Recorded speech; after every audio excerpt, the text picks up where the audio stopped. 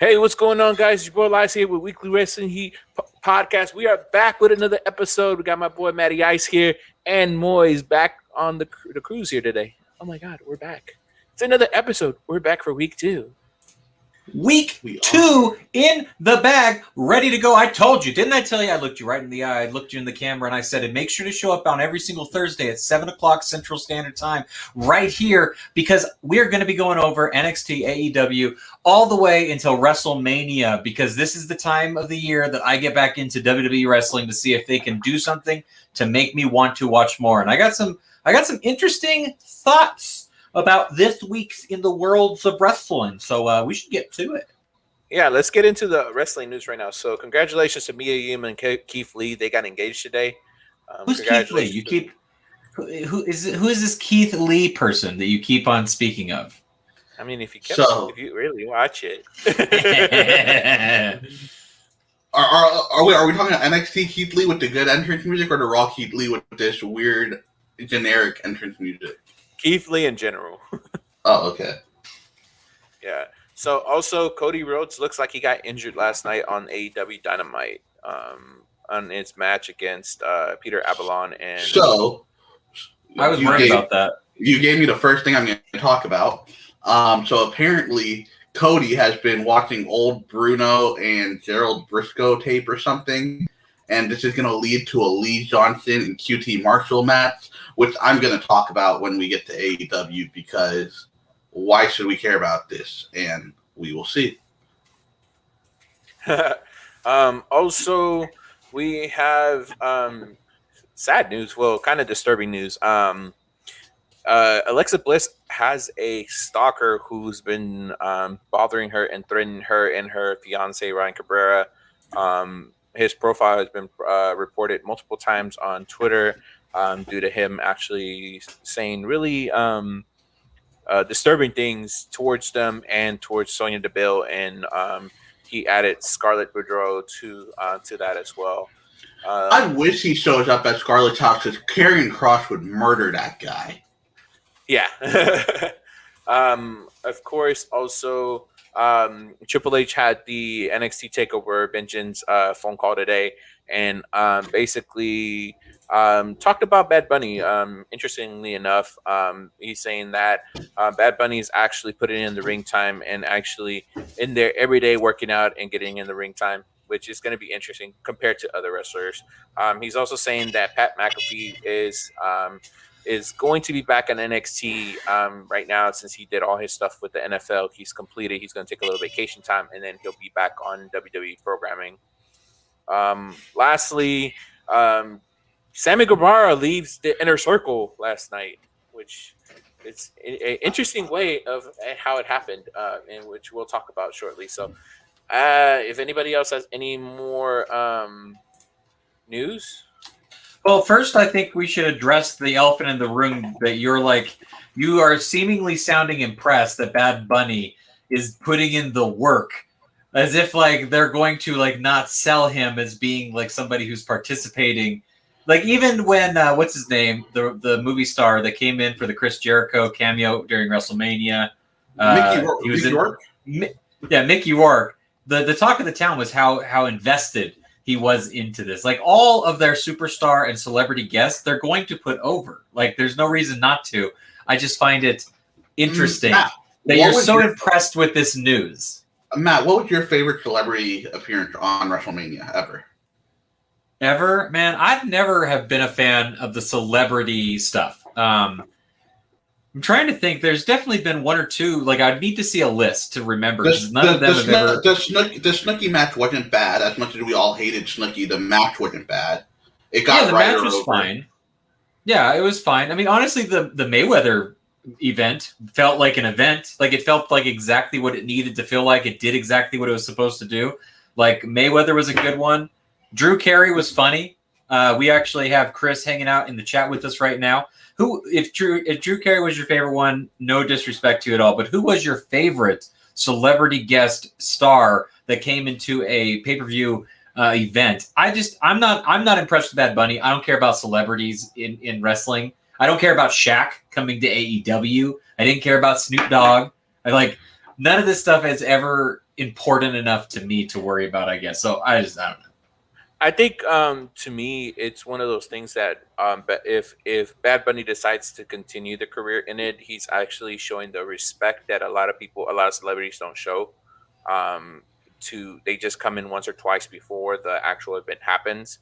As compared to him, he's actually trying to learn the ropes and trying to learn from bottom up. So um, multiple I would sources need. have multiple Good. sources have confirmed it on Wrestling Inc., Busted Open, and stuff like that has confirmed that that he's actually in there every day trying to get ready for this WrestleMania match. So, and he's not being cocky, and he's actually being he's being he's trying to be a student of the game, not Can actually just you go in there.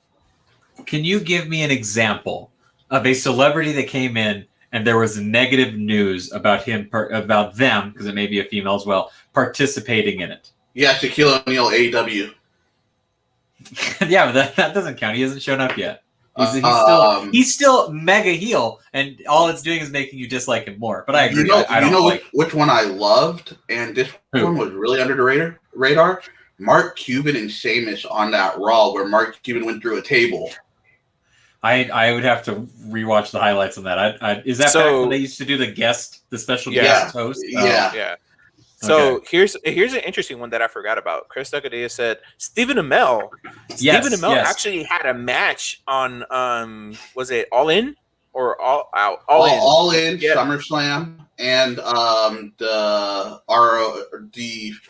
one more pay-per-view, which I'm forgetting. I don't remember which one it was, but he did good in all of them. He sold well. Obviously, they put him over a real heavy amount as well, like with Cody. And Cody and him got a very good working chemistry and relationship in the ring. He was one of my favorite ones as well. I thought he did a great job. And he's built for that stuff, too, based on when he was really active as Green Arrow, obviously. That man could do the salmon ladder. He's also... Hugh Jackman as well. He's also working on a new show for Showtime called Heels, which is going to have a lot of wrestlers appear on it. One of my favorites, which I'm gonna swerve this into right now, is Ryan Nemeth, Dolph Ziggler's brother, who on AEW Dark I thought killed it with his promo.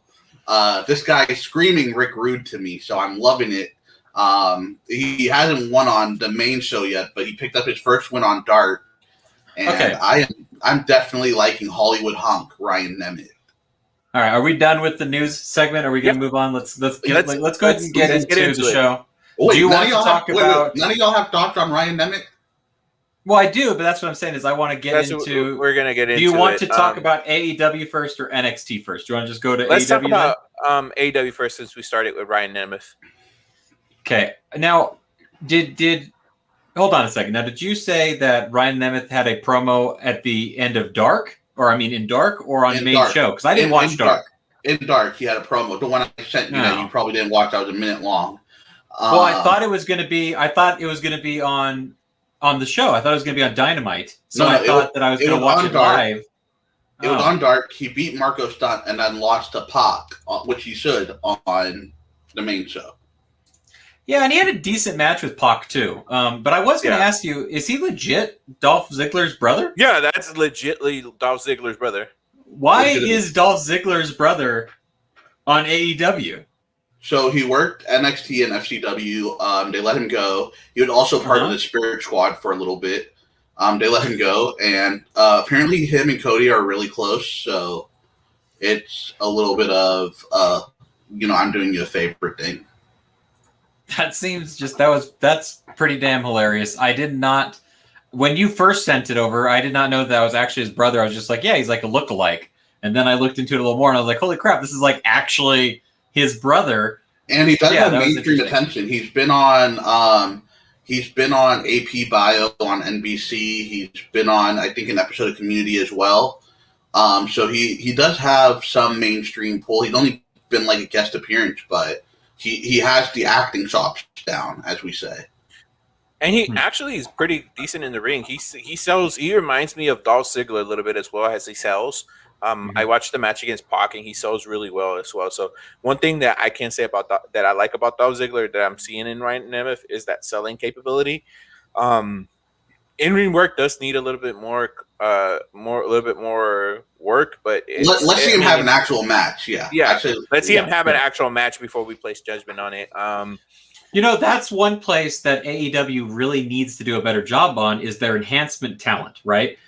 We said it before last episode where we said that they were really screwed up with Adam Page, and they've almost turned him into like this weird tweener of enhancement talent / mid-carder because they're not giving him anything to do that's of value, but he's not losing. Yeah.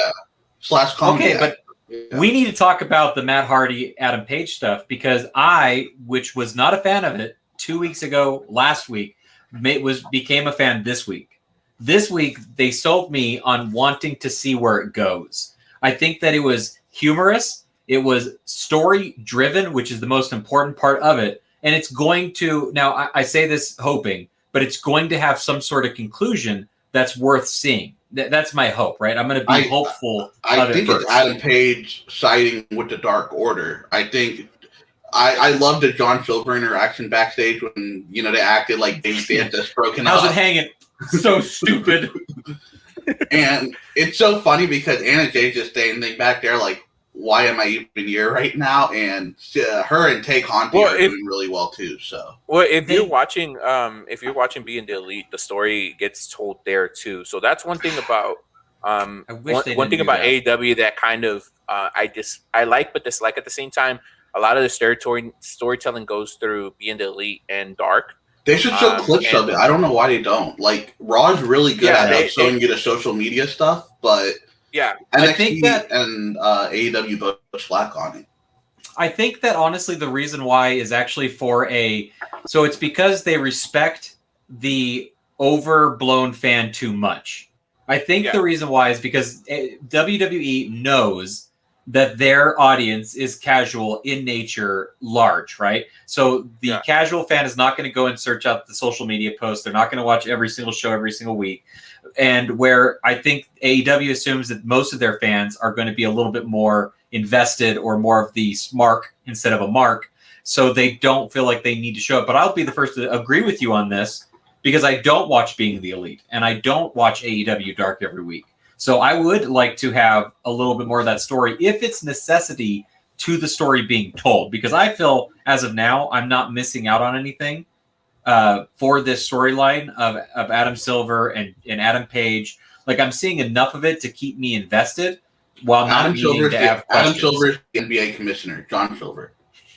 John Silver, yeah, Adam Silver. I've really started to like basketball these last few years, as you can tell.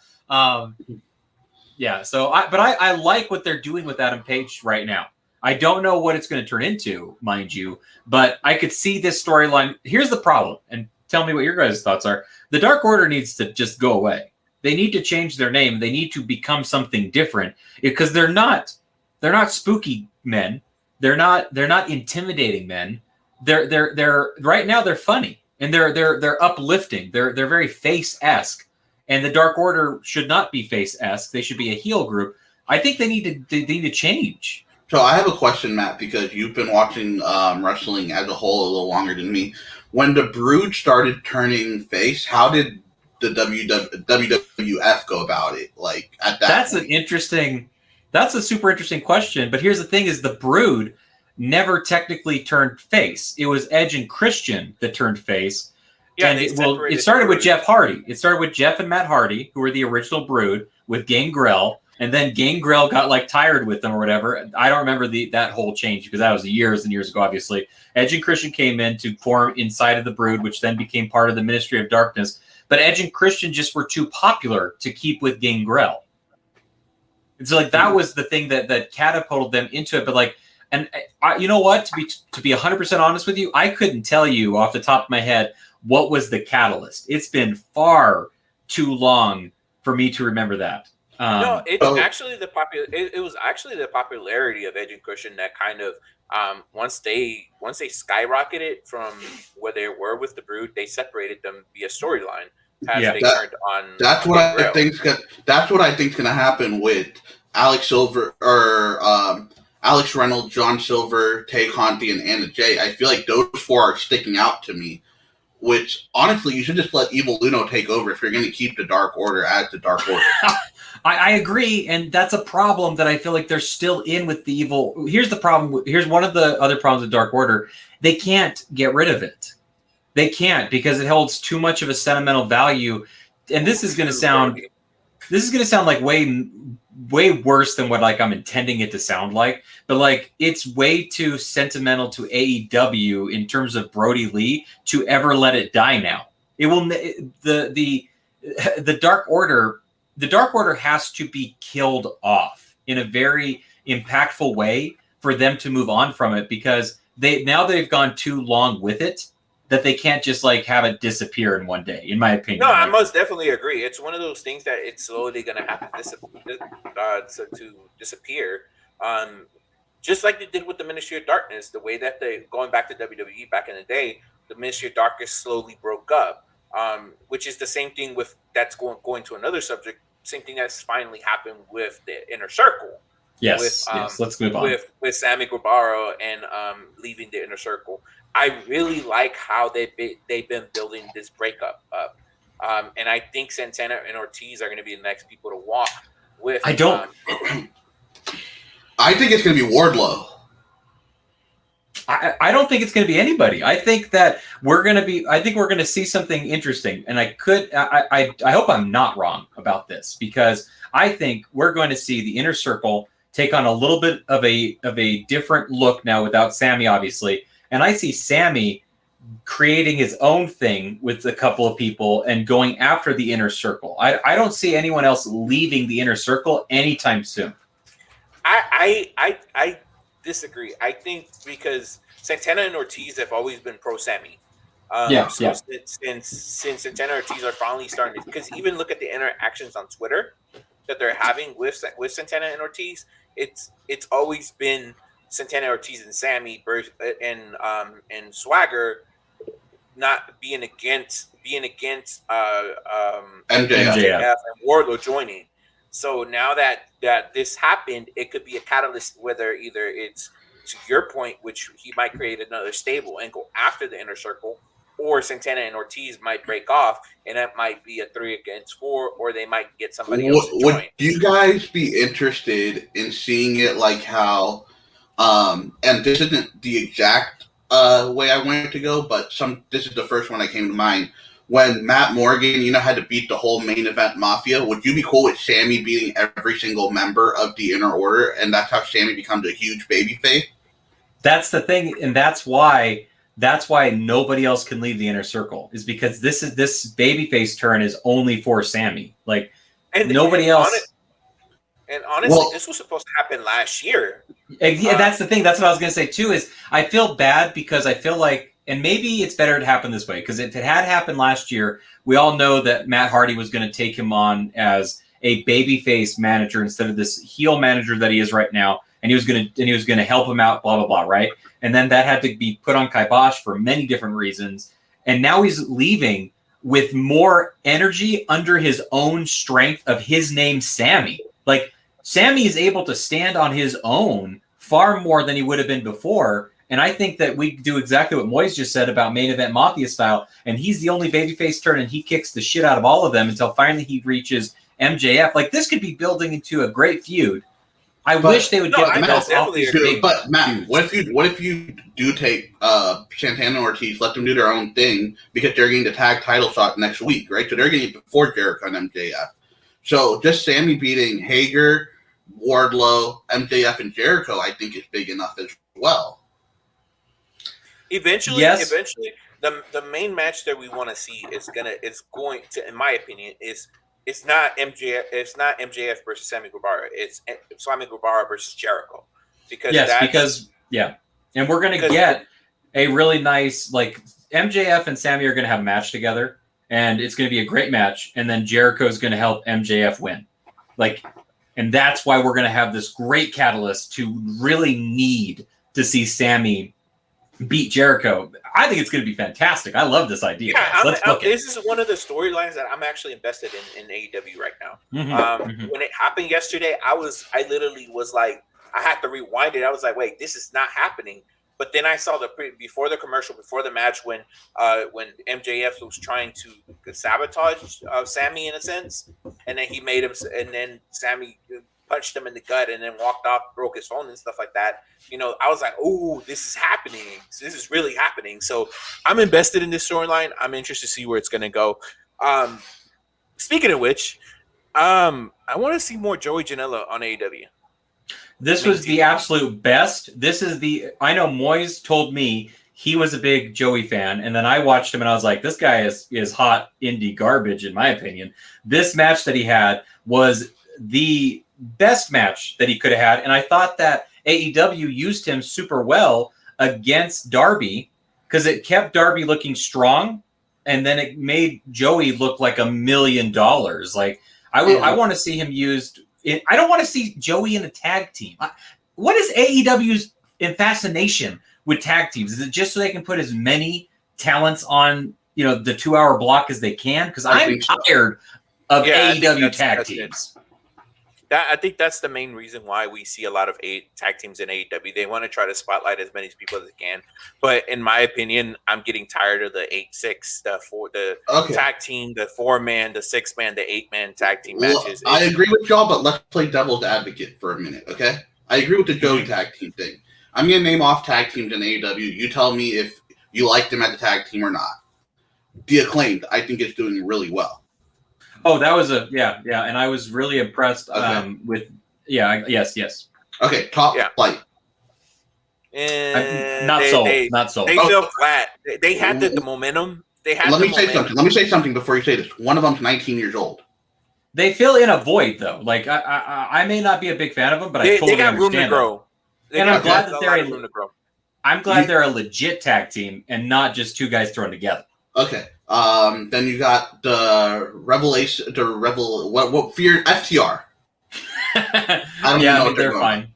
Okay. I don't like how they're being booked right now. It's funny how I think they're about to push Jungle Boy to the moon with this.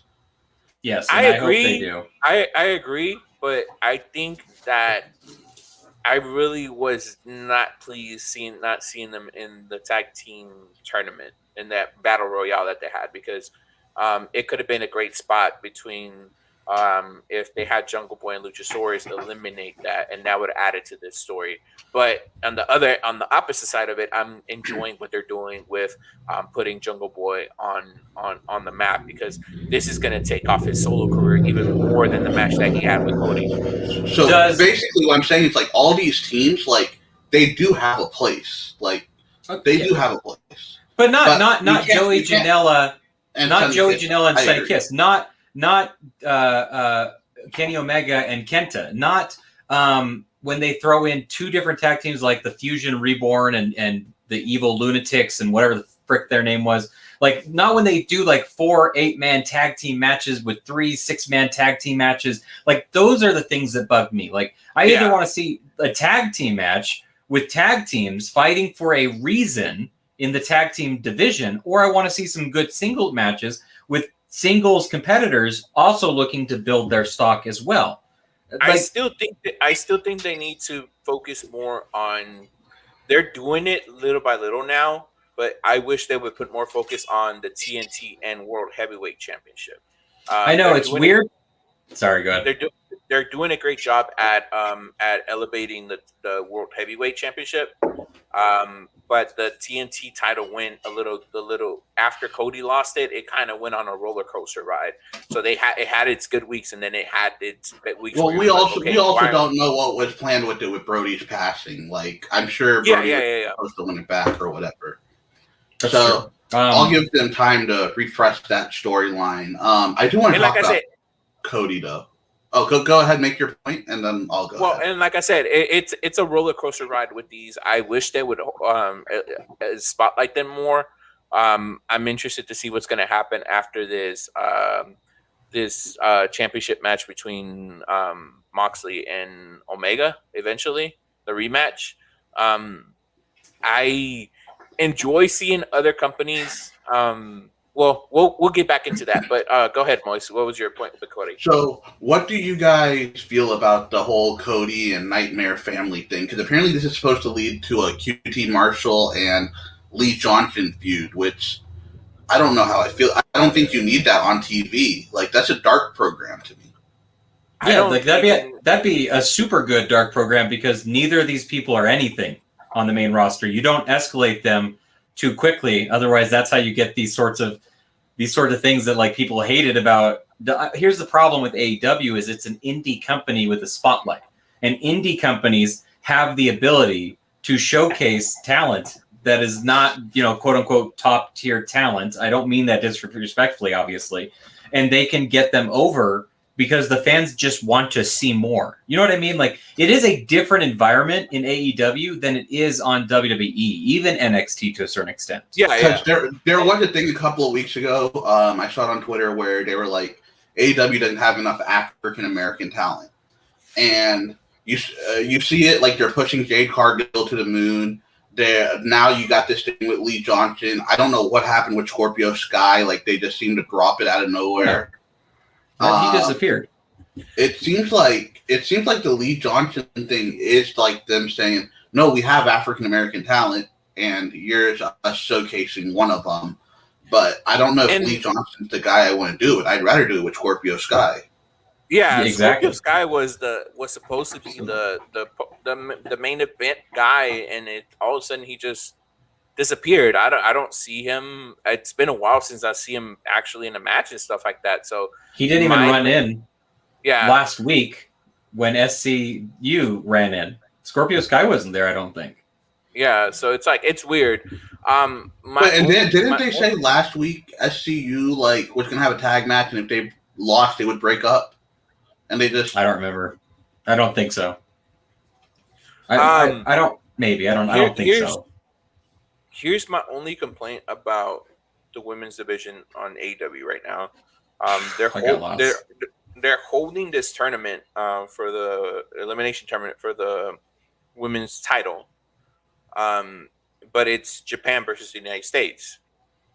I would have loved to see the bracket of 16. If they're going to spotlight this correctly, I would have loved to see more American talents on there. I get it. I love the fact that they're using Japan. That Japan's we're in a pandemic, so they have to do it this way. Yeah, I was disappointed by that too, though. Like, I completely agree with you. Like, I like the idea of this tournament because by nature, I think most of us wrestling fans actually enjoy tournaments for what they are, honestly. But like, I am super disappointed that all of the AEW Japan women's matches are on AEW YouTube. Like, I understand it. I totally get it. But like, why, when you have such a devoid of female wrestling happening on your network or on your program as of right now, what would hurt to just show the replay on your main show instead of YouTube? They got a lot of backlash with Rio and Sita as their champions. So that's the only thing I can think of. It's like maybe like everyone's like, oh, look at Kenny, he's only pushing the Joshi talent, So I'm wondering if that has a lot to do with it. That's I don't know, and it's still a double-edged sword. They have a good amount of roster of indie girls. They have a roster. I don't. Yeah, they have. It's not perfect, but they have a roster of indie girls they could have used. But name the three women you're highest on right now in AEW. I'll go. Thunder Rosa. The one that's the NWA champion. What's Serena Deeb? Serena Deeb. That's not AEW. Neither of those are AEW talents, though. Technically, they're in this. I've seen Thunder Rosa every week. I'll count it. And sadly, like my third one would have to be Brick Baker, but I see her so much. She's been shoved down our throats to such an extent that like she's like a Vicky Guerrero type heel. Not quite as bad, obviously. The reason they did it with Britt Baker is because she's never worked, and Dave came on record with this. They've never had Britt work as a face, even on the indie or as a heel. Even on the indie, she was always a face. So that's why they're trying to get all the reps in with Britt as they can, to make her more comfortable in a heel situation, which WWE is horrible at that. Agreed. I don't disagree with that at all. But I don't know if the point you're trying to make, because Elias was trying to say they have like a lot of talent or whatever. Not a lot. I know you weren't saying that, but you were just trying to make the point that like, who do they actually have, right? Because like they really don't, and I think that's sad because, you know, one thing that like I don't know, I'm just sad because there's such a good influx of female wrestling compared to what we're used to from the last 5 to 10 years ago. That like it's sad that you don't have a strong females division on this company, in my opinion. My main point was no one was going to say the champ. No one was going to mention Hikaru Shida. I don't think so. I was going to mention Tay, Anna Jay, and Britt, and no one. And I don't know who Elias was going to mention, but I don't think Shida would have been on his list either. No, it's basically Anna Jay, Tay, and Britt Baker. I don't know why they didn't keep Christy around, because I thought she was doing well. I don't know why they didn't keep Christy around. I don't know why we're not getting more Alex Gracia. I don't know why. Miranda around. I don't know why we're not getting more than one match and one promo. Yeah. That is all we have to showcase these women. So like it's almost impossible for us to learn the tendencies, the characters, any of it, the relationships. Do you want AEW to go 3 hours? I don't, and I get that. But the only time they spotlight them is on Dark. Nobody really watches Dark like that, and that's the blessing and the curse that they have. They have a steady audience that watches Dark, but it doesn't do anything for them. If you had them spotlighted on Dynamite more, look at what WWE did with the women's division on NXT, NXT UK, and main roster.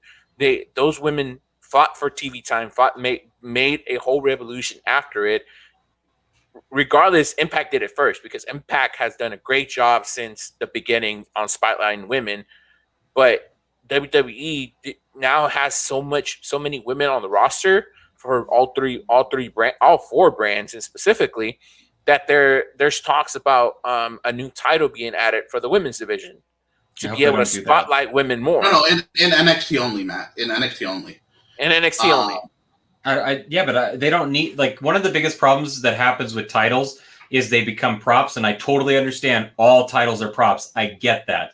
But when they start to be so many that you're just like, here, you get one, or you get one, or you get one, and then we pass it on, it's not showcasing or highlighting anybody. It becomes the same problem that U.S. champions have had.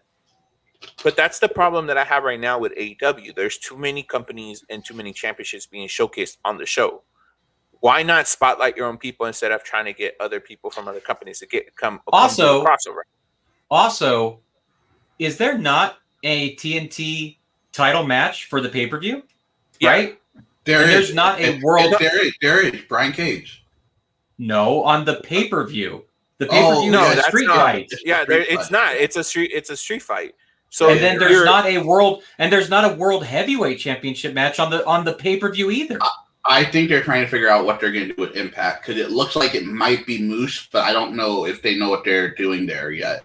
Yeah, I'm getting real annoyed with I thought the Impact relationship was cool. I did not have a problem with it, and now they're taking time away from talent becoming more talented, and now I'm getting frustrated from it because I want to see my AEW wrestlers have AEW matches for AEW championships. I will say, after that main event, which we'll go into the main event now, and then we'll go into AEW or NXT. Yeah. I do want to see Murder Hawk versus Kenny Omega more and more now. Like with the interaction they had towards the end of the match, where Murder Hawk was just murdering him, throwing him into the ladder and everything. Like I think that's a good way to steal a pay-per-view, as they say. You know, just book the match, have a couple promos. You got Jake the Snake and Don Callis going back and forth. That'd be great. And you can steal a pay-per-view with that just as a one-off. But then I don't want you to make Murder Hawk lose again. Yeah, okay, so let's go into the main event. If you did not watch AEW for some reason, we had Kenta teaming with Kenny Omega versus Jon Moxley and the Murder Hawk. And I have to say that I was not a fan of the Murder Hawk for a very long time. I had an issue with the name. I had an issue even with the look. I had an issue with the style. I have become more and more invested. I've become more and more sold. I not only think of him as being like a top tier like monster, but a top tier attraction for AEW, somebody that I want to see what he's going to do next. I think Jake has really gotten comfortable in the role of a manager in a good way that helps him with his legacy even. Like I think that what we see Jake the Snake Roberts doing right now is a very, very good thing for him. When it comes to the match itself, I thought it was fine. It was entertaining. It ended the way that it needed to end, but it wasn't impressive or shocking for the end of the match, right? Yeah, it was ended, just like you already knew what was going to happen. Yeah, yeah. But it was good the way that they took the roads to get there. It was a fun match, and I think sometimes it's acceptable to have the fun match that needs to happen instead of needing to have the story-driven match or the, this has a ton of weight associated with it. It was a fun match that didn't hurt anybody, obviously. I thought, I think Kenta looks slow. Kenta looks not Kenta-esque.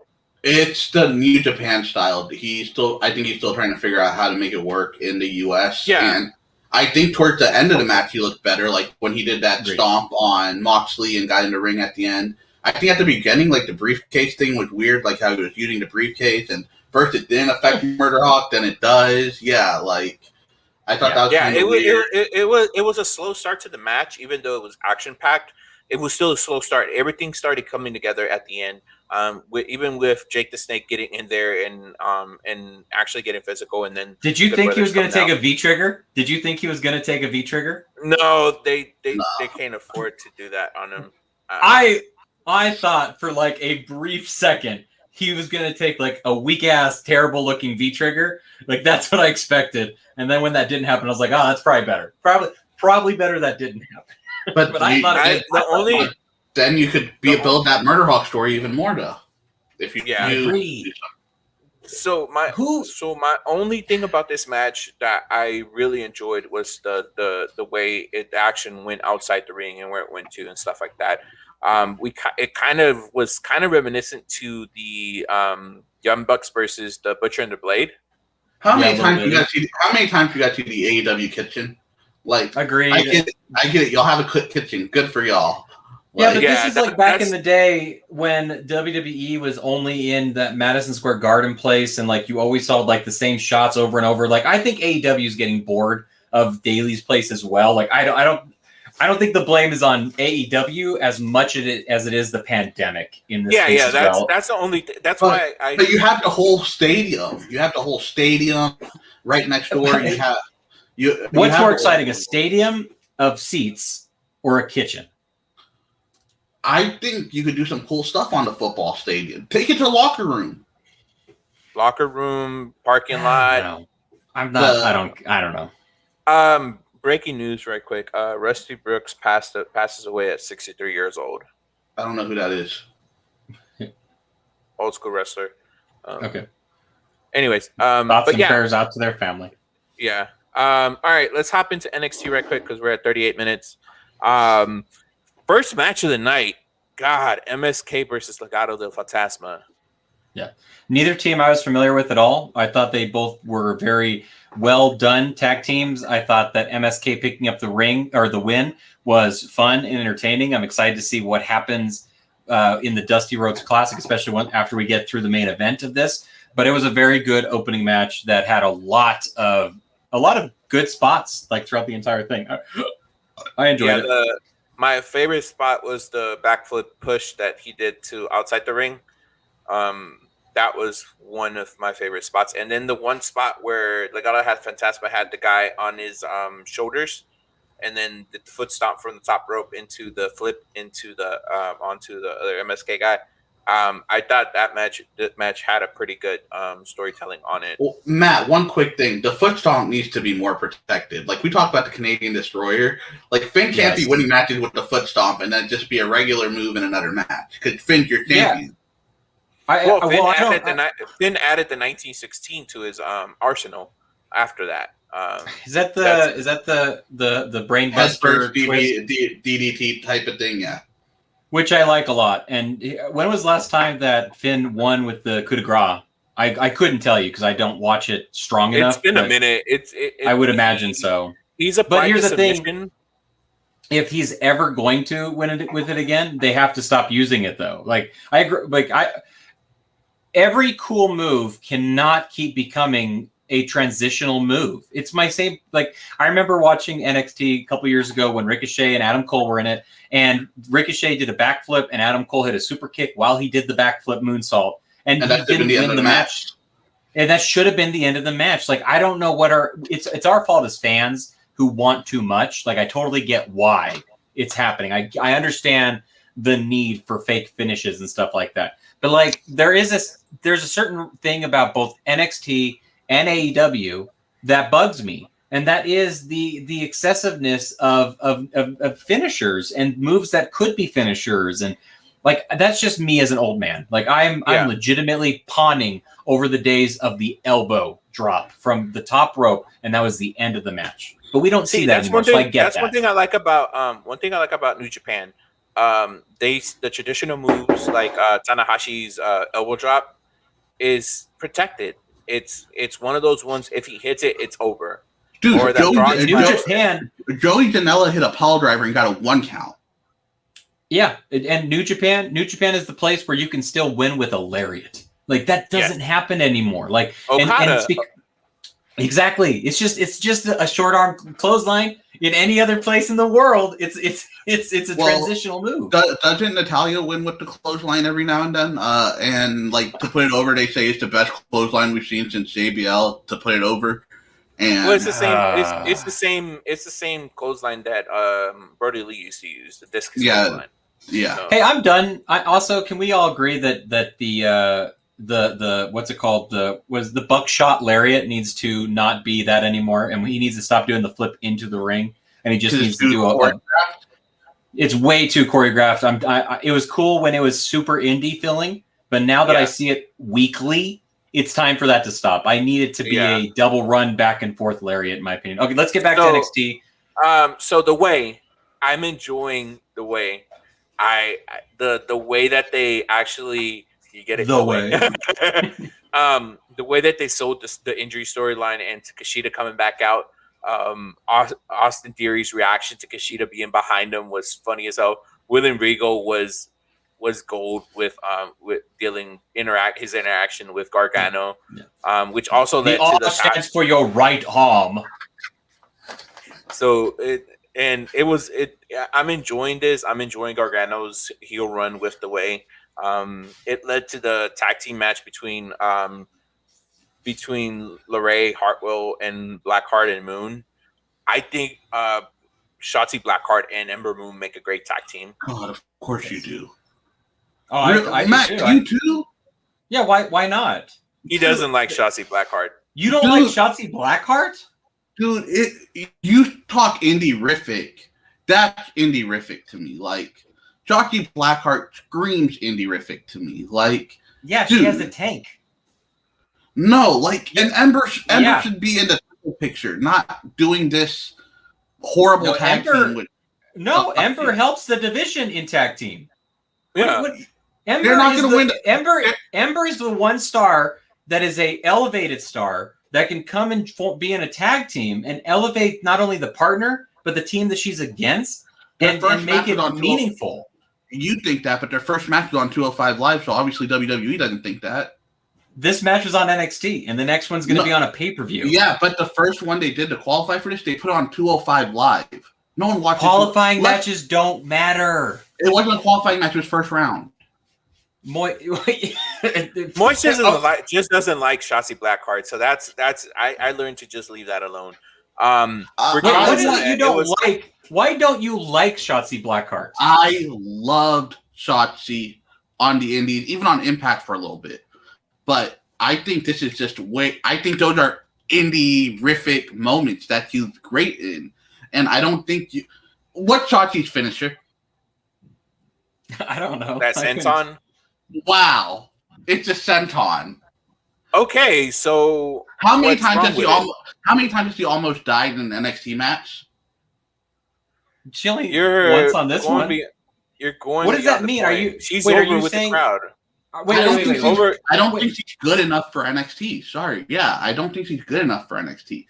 She she had a match with Dakota a couple months ago. She almost killed Dakota and herself. Okay. So just to be clear, you think she's too green, is what you're saying. When you're saying indie-rific, you're saying she still needs time to perfect her craft. Yes. Oh, okay. I think she's progressed. I really think she's progressed in her tenure in NXT, and she's gotten better. This is NXT. Like this is development. She shouldn't have been in the Rumble. And she did a good job.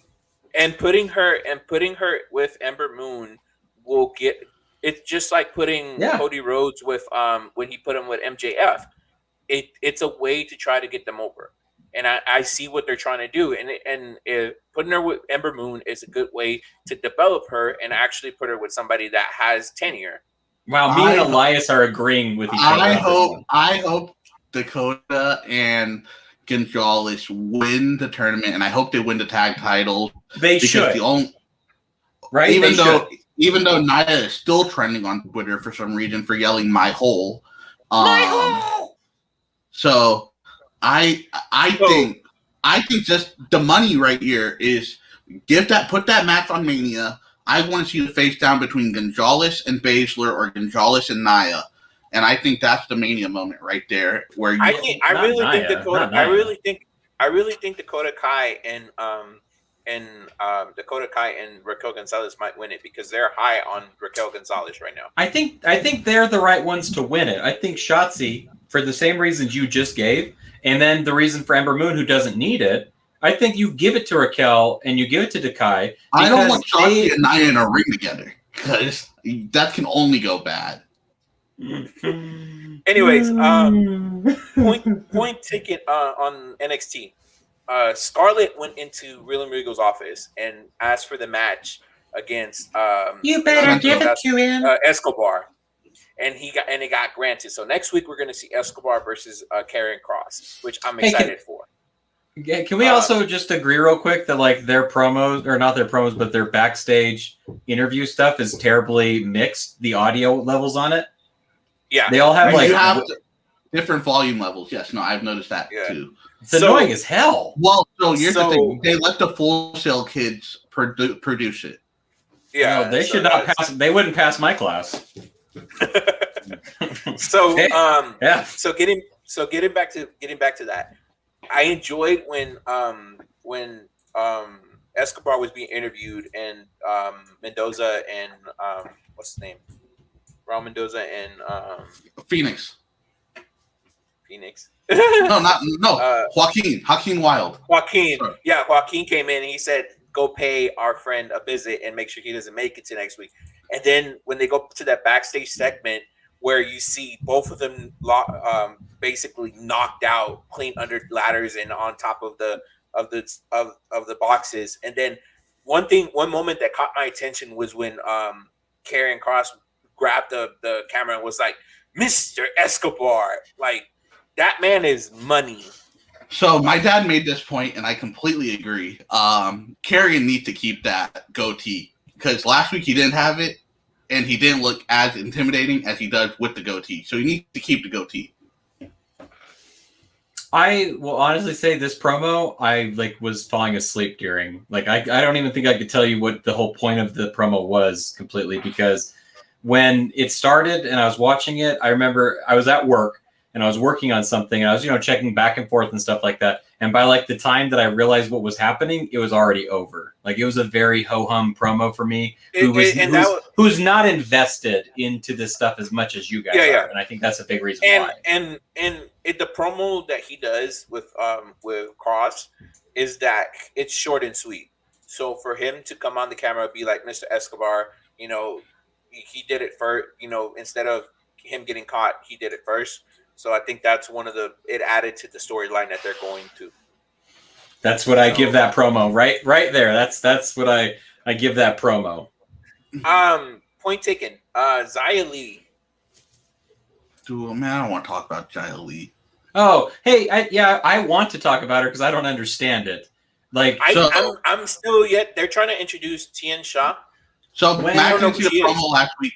Tian Sha her brother ruled the Chinese kingdom, the Mongolian kingdom, or something, and then so that's my problem. No, hear me out, Matt. You gotta hear the whole story. So, because it's ridiculous. I agree.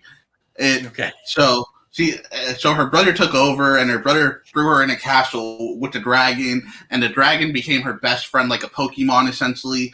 And they became best friends. And the dragon trained her, and she came back and she killed the dragon, and her killed the brother, and she's been alive for 1,000 years.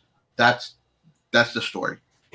I can't do it. I can't. You know what? Wrestling is only so much fun, and sometimes it's just stupid. I have to give this idea and character an F as of right now, and I don't like when they. I think Krista Cadillo summed it up perfectly. Long story. Long storyline. Long story.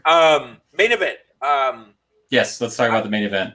Tommaso Ciampa and Thatcher versus the Grizzled Young Veterans. I wish this match had more time. Yep. Because the way it started, the way it was hard hitting, British style versus American style / British style. I wanted to see more. I'm glad that the Grizzled Young Veterans won because Thatcher and Ciampa put over the Grizzled Young Veterans in a sense. Yeah, but better. What happened at the end of the match? What happened? Because the energy got sucked out of the room, and the ending, and maybe I'm just too used to so many fake kickouts and stuff like that, but like that ending felt like they had to do it because they ran out of time. No, they weren't close to running out of time because they had the 8-minute overrun on NXT. What happened was they did the final build after it too, where the announcers all stood up and announced every match. No one kicked that at finish, so they protected the finish.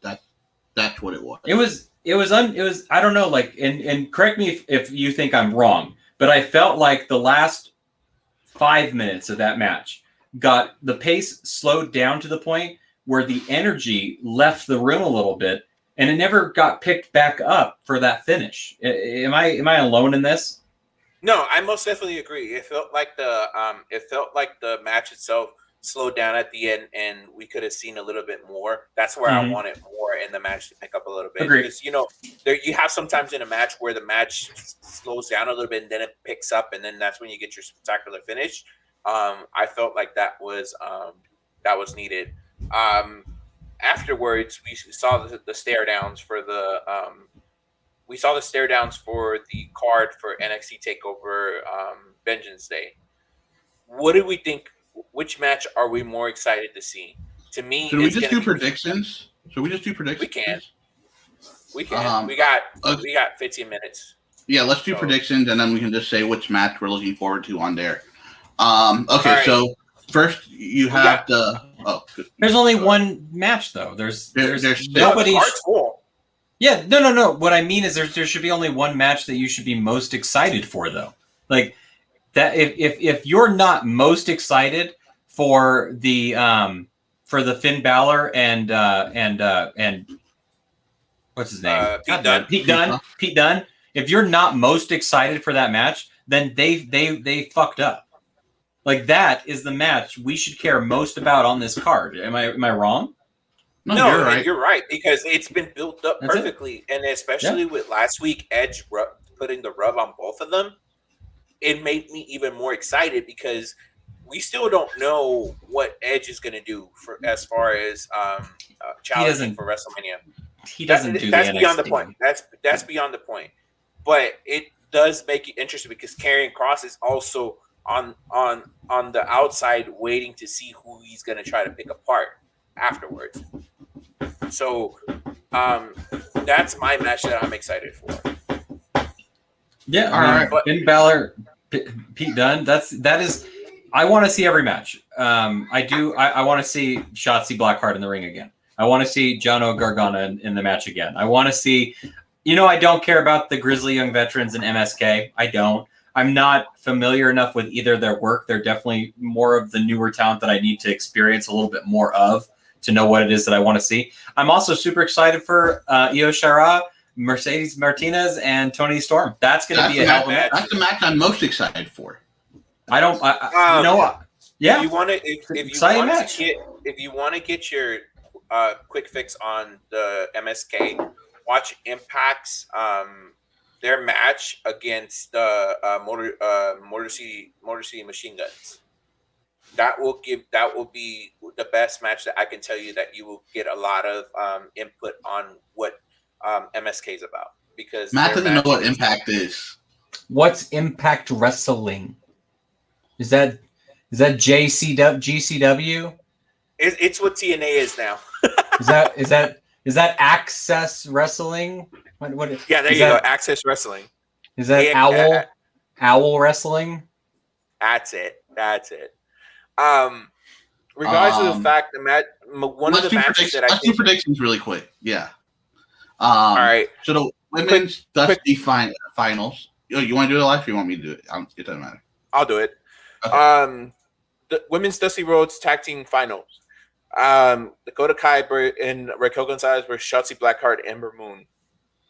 God, I hope. I think Kai and Gonzalez. I hope they destroy them. I hope it's not even 2 minutes long. So much anger. It's I know, Raquel. right? Raquel Gonzalez and Dakota Kai should definitely win that match. The men's tag team finals, MSK versus Grizzled Young Veterans. I think MSK is going to win this one. I would say Grizzly Young Veterans because they beat Thatcher and the Blackheart. So I'm going to go with the winner faces Imperium. So I think the marijuana smoking kids are going to win. Which one's that? MSK. Marijuana smoking kids. Oh, I thought. Oh, that's what their name stands for. Yeah. Bullshit. I think so. What's the PG version? Like math nerdy kids or something? No, major showboating kids or something. I don't know. But yeah, on Impact they were 3 druggies. That's their gimmick. It's 3 Matt. They had the treehouse. It was 3 Matt Riddles in Impact essentially. Bruh. Triple threat for the NXT Women's title. Toni Storm, Mercedes Martinez, or Io Shirai. I think Toni Storm wins it. Based on the build-up and the promo and who I want to see win, I want to see Io Shirai make a deeper run with this belt. Honestly, I think Io keeps it, and she's going to lose it to Raquel sooner or later. I would rather see her keep it on this one and then do a one-on-one match and lose it to Toni Storm. I can see that. Gonzalez? I think. I don't think Gonzalez is ready for the title yet. You do? See, you had her beat Rhea. Yeah, it was a decent match, but she's still. I don't see her as champion material yet. Oh, they are. They're really high on her, and she's dating Braun, so that gives her the rub too. I don't think they're together anymore. But anyways, I think this match is going to still be one of the best matches on the card. Gargano versus Kushida. I think Kushida wins this one. I'm glad that I got to see this Kushida match against Austin Theory. I'm glad that I got to get a primer for who he is and stuff. And though I don't know if it'll still a show, just because I'm so excited for Finn to watch Finn and Pete Dunne. Honestly, like I'm so excited for that. But I think they're going to have a stellar match. I think that their styles are going to mesh not surprisingly well, just really, really good. And it's going to be a good 25-minute match that's going to have a good finish. I envision it having a good finish. I think Dexter Lumis is in line for that title, so I think he's going to keep it here and leave it to Dexter. What's up with Dexter Lumis? Why the holding the dude's head? Like, I get he's creepy and I get he's like bizarre and all that other stuff, but like the holding the head was too much. Like, come on, guys, let's not be like silly scary. Let's be like legitimately intimidating. So, you ever watch a TV show Dexter? Yes, I know. Yes. Yes, I don't think he's murdering these people, chopping them up into small body parts, and then throwing them in the river. So, no, I don't think your comparison is good at all. Well, I think that's where main event, Pete Dunne versus Finn Balor. Wait, Matt, who was your pick in the Kushida match? I didn't. Honestly, I'd go with Gargano. I think Johnny Wrestling is. I think he's doing great heel work right now. Yeah, just keep it on. It's fun heel. It's let's not take this serious and let's just be dicks. It's Sami Zayn heel. It's Sami Zayn heel work. Yeah, definitely a little bit. Yeah. All right. Pete Dunne versus Finn Balor. I want to say Finn Balor retains and then loses it to Cross at Mania. Finn Balor to Cross at Mania. Yeah, I think Finn's going to keep it, and since they announced that there is going to be a match on the main card for a title, I think Finn will lose it on the main card to Cross. That build-up, though, is going to be nice. I can see. I think Pete Dunne wins. I think Pete Dunne wins, and Pete Dunne is literally going to be from here past WrestleMania going to be on a rocket ship to the moon.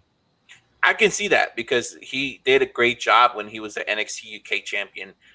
Every match he had was and he's stellar. So good. He's so good. But here's the thing: they're also building Walter and Finn slowly, and they Walter did another. Well, they did another promo for Walter coming back, so they might do Walter and Finn at Mania. I could see that too. That'd be so good. But then you also have McAfee in the background, which Triple H said might be coming back soon. And give me Tyler Bate and Walter again. Give me Tyler Bate and Walter again, please. I don't know if we're going to see Tyler Bate for a while. The match I told you to watch that you were like, oh, do I really got to watch that match, right? No, I wanted to watch that match. I didn't. I don't know. I love Tyler Bate. I'm a huge and what are you talking about? No, I think you're thinking of a different match because I love Tyler Bate matches. Okay, I'll give you that. You're crazy. You're crazy. But so yeah, I think Finn wins, and then I think we get the Walter thing before we get the Karrion thing. I think Karrion's gonna do some other things on the roster. Regardless of who wins, I'm excited because either or can bring great storytelling and great matches.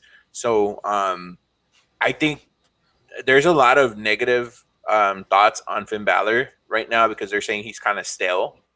But and he's killing the ratings, yeah.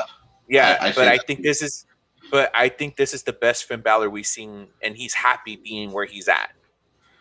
What if he's not, and he's purposely letting ratings fall so he gets released, and then he goes over to AEW, and then we get the Bullet Club, too sweet. Woo, give me Prince Putandana.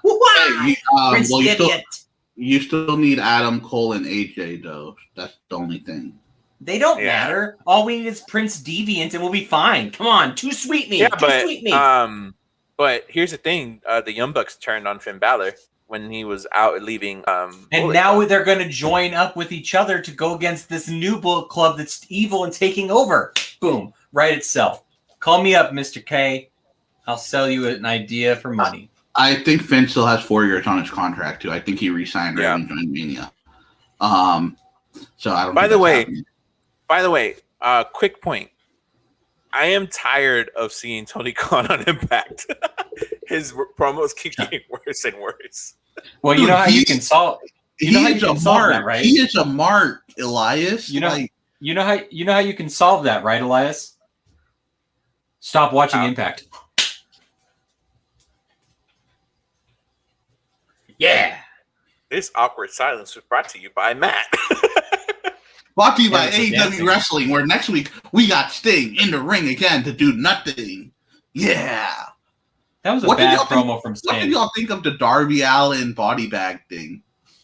It was weird because doesn't that kind of undersell Darby Allin? Like, I know he got jumped by like a group of people, obviously, and that's why they were able to overtake him.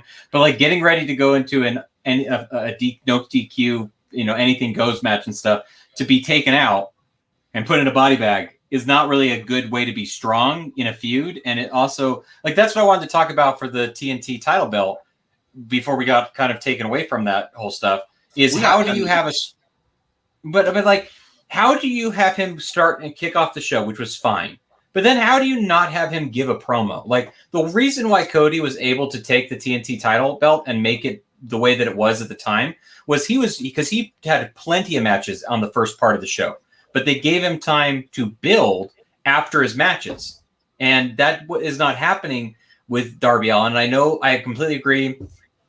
Don't know what the story is going to be, blah, blah, blah. But like, we don't care about what the story was going to be anymore because we already have a story now. And that's what we need to be focusing on. I do want to, what's the point of Sting being there too then, right? Because Sting said he's going to have his back. Now you have something must have happened between last week and this week, because there's no way this was what their plan was, right? Like, not only to not have a run-in, but not to have Sting at ringside at all, and then to have him come out by himself and then say, "Oh, we captured him when your back was turned the other way. We bonked him on the head." I think there's certain things that AEW does need to improve on, and continuation. Storytelling is one of them, because like last that's week the thing they when were you like have no Kenta, writers though. Well, that's the thing also, because you had Kenta saying, "Well, shut the fuck up," and leaving, and then all of a sudden this week we don't get nothing from Kenta. It's just the match, and you just see him continually beating up John Moxley after the match, but you don't see no interaction with the Bullet Club guys. So it's like, where is it going? Like, is it just, did you just bring him in just to continue the storyline between Moxley and Kenta, or are you really trying to tease a real reunion or some kind of match between them afterwards? So it's like, it doesn't make sense to continue. Like, goes back to what I said. It doesn't continue to make sense to the U.S. title, right? Moxley losing. That's the plan.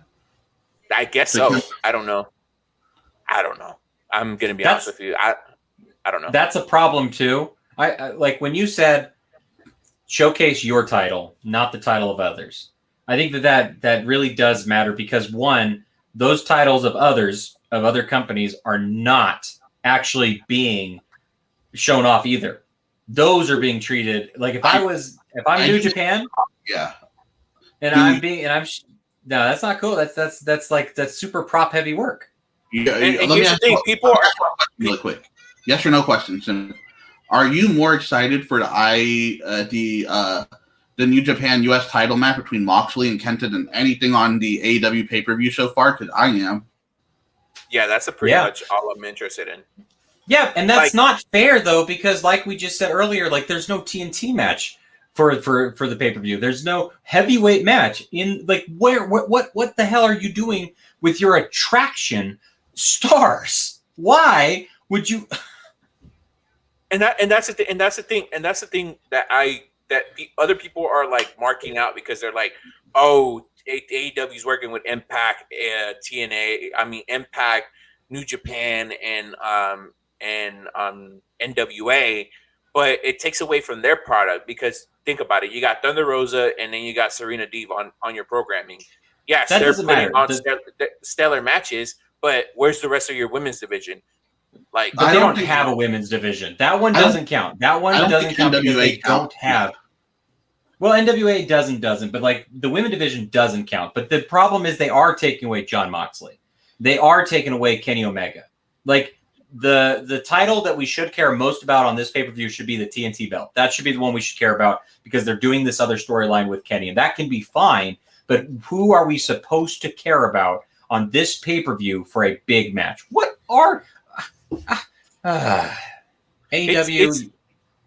Why you gotta make it hard for me to care? There's not even a women's title match announced, Matt. Now that we think about it, no, because they're going to continue the tournament.